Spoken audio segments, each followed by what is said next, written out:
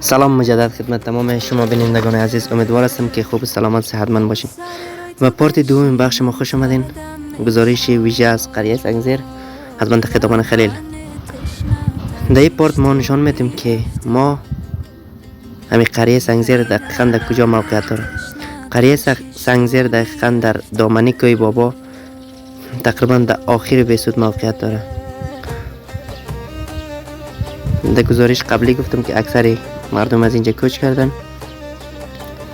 کوی بابا با وضاحت دیده میشه هنوزم برف وجود داره.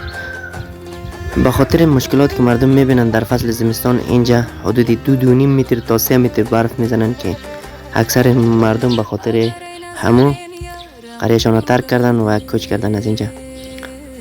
و اینجا یک مسجد دارن که به نام توخانه عاقل گفته میشه. این توخانه عاقل هستن که مسجدی محل است. دیگه در فصل بهار بسیار شاداب و سرسبز است.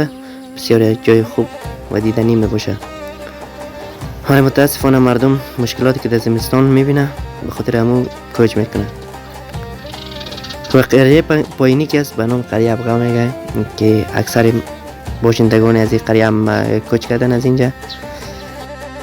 دوستای عزیز اگر از ویدیوی ما خوشتون آمد صفحه ما را سابسکرایب کنید، لایک کنید، شیر یادتان نره. جانم هستین میگه چی رقم خود دلداری کنم